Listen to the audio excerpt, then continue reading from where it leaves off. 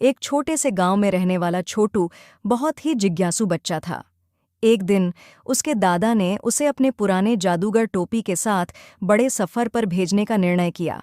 छोटू बहुत खुश हुआ और उसने अपनी यात्रा शुरू की। उसने टोपी पहनी और बोला, टोपी, मुझे एक अद्भुत और मज़ेदार यात्रा करनी है। छोटू की पहली मंजिल एक बड़े जंगल की ओर थी।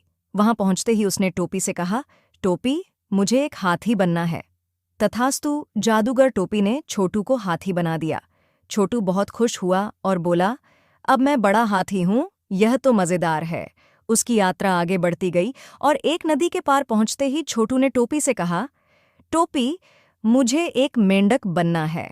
तथास्तु, जादूगर टोपी ने छोटू को मेंढक बना दिया। अब छोटू मेंढक की तरह नदी में कूदने लगा और बोला, अरे वाह, ये तो बहुत मज़ेदार है। आखिरकार यात्रा का आगाज हुआ था और छोटू को बहुत मज़ा आ रहा था। फिर एक दिन वह एक बड़े मेले में पहुंचा और वहां देखा कि एक बड़ी सी भालू की रेस हो रही थी। छोटू ने फटाफट टोपी से कहा, टोपी, मुझे भी भालू बनना है। तथास्तु, जादूगर टोपी ने छोटू को भालू बना दिया। अब छोटू भालू बनकर रेस में भाग लेने लगा। सभी लोग चौंके रह गए कि इतना बड़ा और मज़ेदार भालू कहाँ से आया। छोटू ने रेस जीत ली और सबको हैरान कर दिया।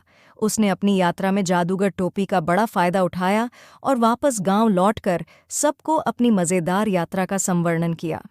इसके बाद से छोटू ने सबको यह सिखाया कि जिंदगी को हमेशा मज़ेदारी से जीना चाहिए और हर समस्या का हल अपने में ही होता है।